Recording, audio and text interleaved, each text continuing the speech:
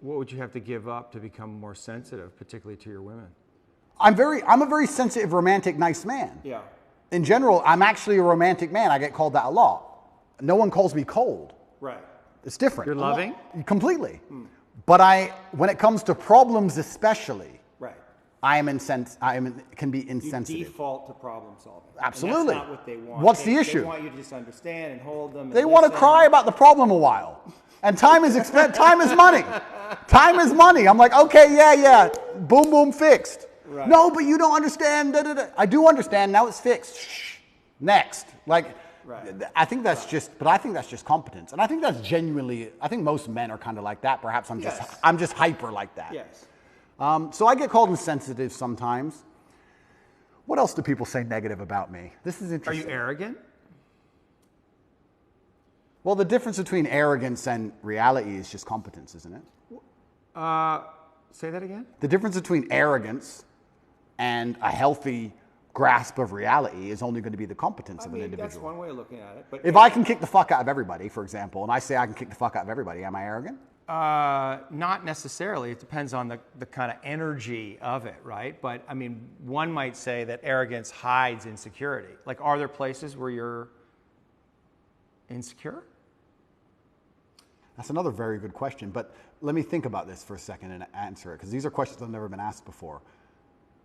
But I don't, okay, so what am I insecure about? This is another point, and maybe this is a personality characteristic, which is interesting. I don't do anything I'm bad at ever. Oh, like sing? Yeah, like sing. I cannot sing, so I will not sing. And I'd love to hear you sing. I'm sure you wouldn't. But maybe that once again shapes my reality, because I refuse to do anything I am bad at.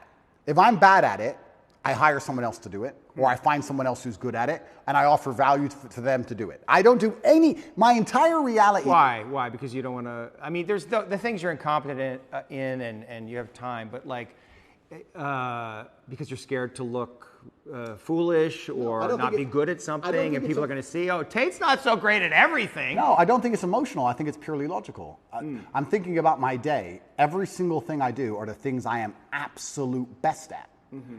If I'll put boxing gloves on after this, and I'll go fight, and I'll beat everybody. I'll destroy everyone. Mm-hmm. And I think I only enjoy things that I'm good at. Mm-hmm. And I also think that if I have X amount of hours in the day, the way I can be the most competitive, most fearsome predator is to spend all of my waking time doing things I'm the best at, and leave things that I'm not good at to the other people who perhaps are good at them. Mm-hmm. If you're an accountant and you want to become as rich as possible, then what you do is as many hours as possible accounting. But you're rationalizing. I am, correct. Yeah. So let me rationalize it. Yeah. I'll rationalize it. Yeah, but that's what you do. And that's it. That can be a defense. I mean, rationalization is a classic defense. Yeah, but that's my rationalization. And you're really good at it, but right?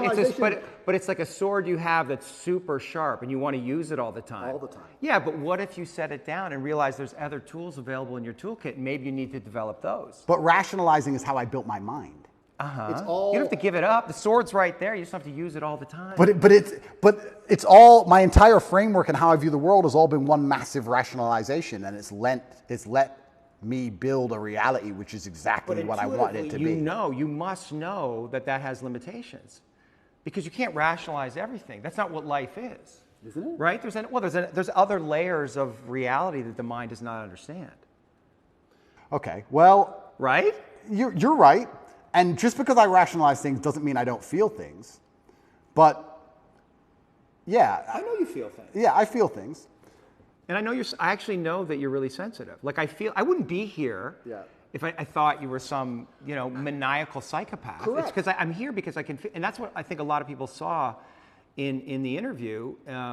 They felt your sensitivity. They felt your vulnerability, and they were really attracted to it. Oh, I'm a lot more sensitive than people know. And this is one of the things I like to say. When I talk about depression not being real or how life is pain and suffering, that doesn't mean that I'm not saying those things because I've never felt them. Yeah. I'm saying those things because I know them intimately. Mm-hmm. I'm saying those things because I know exactly how it would feel to label myself a depressed person. Yeah. I know it very well. I just refused to do it. Right. So yeah, I'm absolutely not really a sensitive person. I would label myself sensitive. But maybe maybe, one second, I just want to go back to my original point. Yeah. Maybe my worldview is affected by, and we're talking about arrogance, when you wake up and all you do are things you're world level at. Yeah. Everything you do are things you're fantastic at, right? All of the time. Yeah. And you beat everybody all of the time at all of it. Yeah. Aren't you going to have a degree, a tinge perhaps, of arrogance? Of course. Of course you are. So, but would I label myself an arrogant person? Well, I'm not going to sit down and say I'm good at something I'm not. Right. So I don't think I'm unrealistic. Are you taking on the full responsibility that you have given all of the gifts that you've been given by God? Yeah. Is there any place where you're not taking on responsibility for that? No. I think I take care of absolutely everybody I love in every single way. I think anybody who's ever needed me, I've been there for them if they've deserved it. I think anybody who listens to my message is becoming a better person overall. I genuinely believe I'm fixing and helping society. I don't know what else more I'm supposed to do. I mean, to a degree, I've almost martyred myself. What else more can I do? My options at this point are either to continue to help people and explain to men why I became so successful, which is all I'm basically doing. I'm saying you're a man and you're upset and you want to be X. I'm telling you how I became what I wanted to be. This is what I did. Is there anything beyond the things you just said that you're responsible for? Like, what is your responsibility here? My responsibility? Well, I guess ultimately to yourself, it's to your family first, right? What is your responsibility to God? I think God wants me to be the best possible version of myself. I think that God dislikes people who are lazy. I said this to somebody once and he got very offended. I said, God doesn't like lazy people. God has created you and he wants to see the absolute best you can be. I think that if you don't take care of yourself, God has no interest in taking care of you. If you have a Ferrari on the drive and you don't take care of it, who's going to take care of it? Nobody. I think that taking care of yourself and being the best possible version of yourself you can be is how you please God. I think that's one of the best ways to praise him, is to wake up every day and say, I need to be the strongest, smartest, fastest, most fearsome, most stoic, most capable man I can possibly be. This is how I please God. So I think your duty to God is also these things. And that's another massive source of strength that I get. When I'm alone in a jail cell, I understand that God is still watching. And God would be unhappy if I couldn't handle it. I don't think, maybe we can talk about God, or we can also talk just about basic cosmic balance. I don't believe you can become the most famous man on the planet calling yourself the top G without the universe testing if you're really about it. I don't think you're going to get to a point where the universe, whatever you want to call it, is going to say, is he really the top G? Yeah. And you're going to have to prove it. If you walk through life and say, I'm made of iron, I'm Mr. Tough Guy, sooner or later someone's going to check you and find out if you are or not. Right. So when I was doing this for a very long time, I wasn't ignorant to the fact that something's going to come along and see if I am who I am. So when I'm sitting in a jail cell by myself with cockroaches all over the floor, I'm like, okay, this is my chance to show I'm not full of shit. Right. Was I full of shit? No, I wasn't. Am I going to allow everything I've ever said and my last name and my duty to God and everything to go down the pan, or am I going to just man up and fucking win? Right.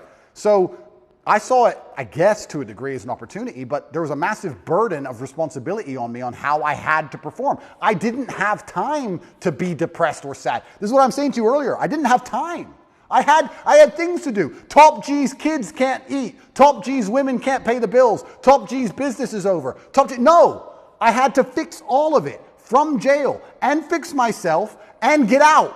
I was very busy inside of my brain staring at a wall. So I didn't have time for this. And this is another thing I try and explain to people and I don't understand about, and I talk about men specifically because I understand how to be successful as a man. When men say to me they're depressed, with unlimited options, with the capability to become anything you desire, with God giving you a full and able body and mind, how do you have time to be depressed? You have so much you could do. There's so much that you need to do to be your best self. And you're competing against men like me, and you're finding hours a day to be sad? No wonder you're going to perpetually lose forever. Right. That's suicide. So how do you find time to do this? It's brutally ineffective.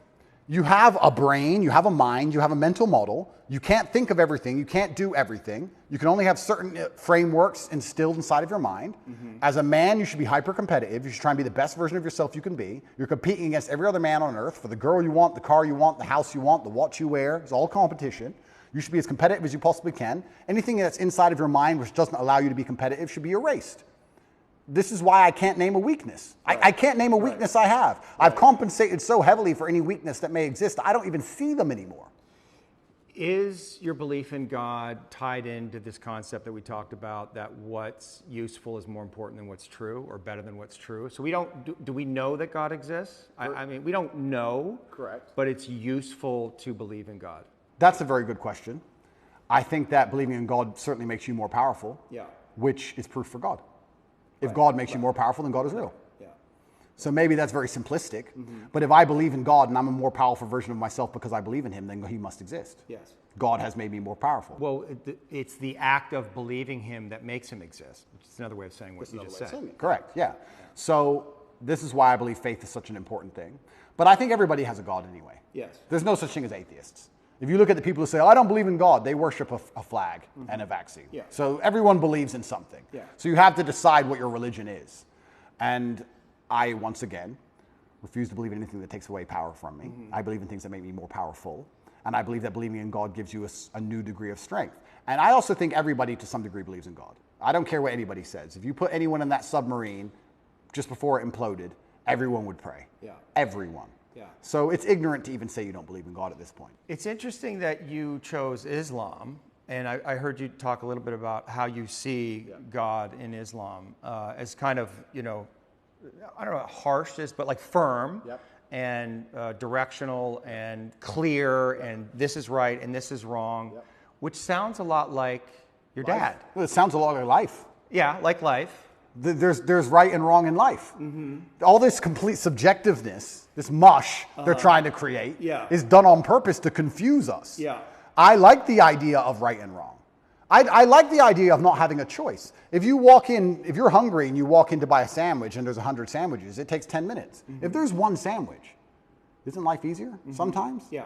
So all this subjectiveness and all this choice and all this garbage, sometimes when I'm like, okay, I want to be a good person, I want a framework to adhere to that makes me a good person. Well, this is very clear.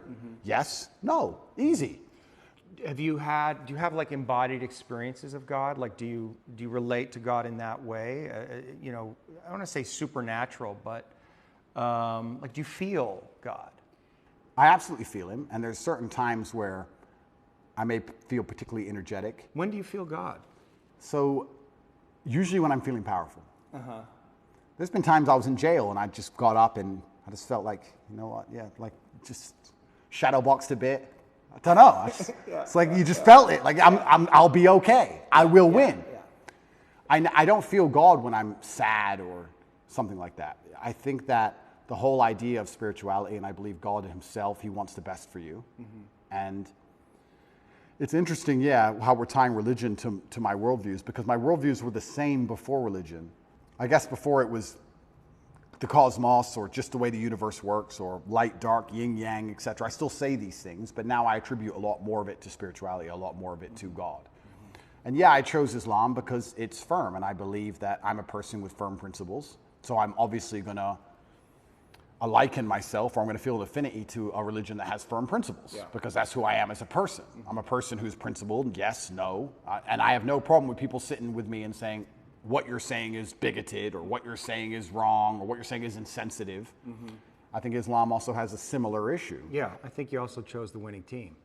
Oh, it's completely the winning team. It's the winning team. And it's the winning team. And I didn't choose it because it's the winning team. It's just the winning team because it has principles. Yeah, I agree.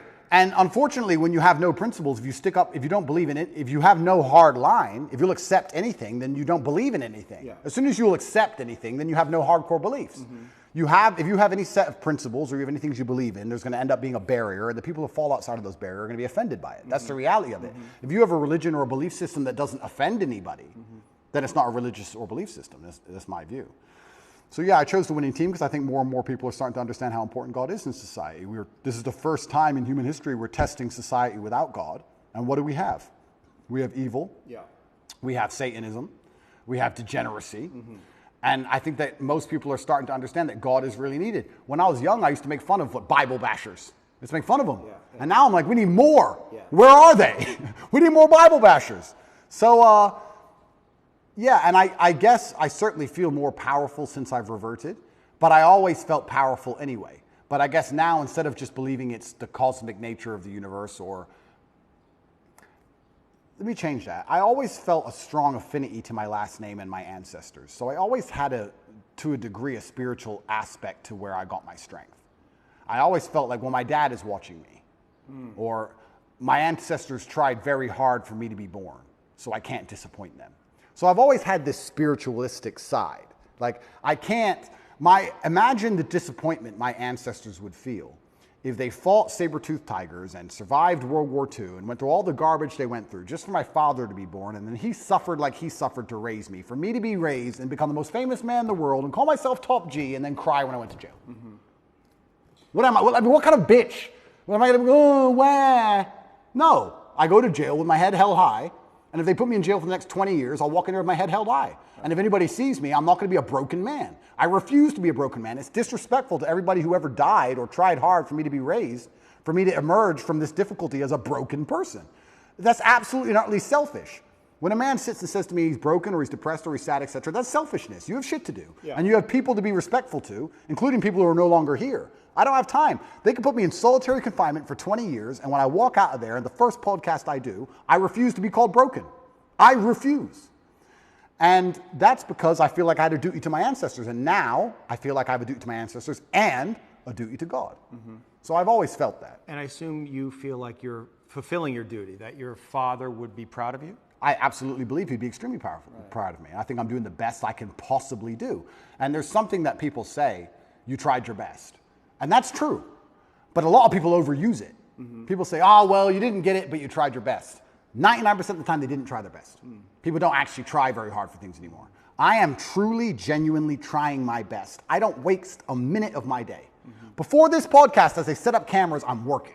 I don't waste a minute of my day. I do not miss a training session. I do not miss an email. I do not make mistakes. I'm on it. So I'm trying my absolute best. If I fail, for the first time in human history, then I failed. But at least I get the satisfaction in my heart of knowing I actually really tried my best. Most people don't get to get that satisfaction because they know deep down they could have tried a bit harder. Whereas if I end up in jail, I'll be like, Andrew, you did everything you could have done. So that gives you a level of peace. I did my best. My ancestors are proud of me. God is proud of me. I did my absolute best. I couldn't have possibly done better. And I got hit with a lucky punch, and that's life. And all I can do is just smile regardless.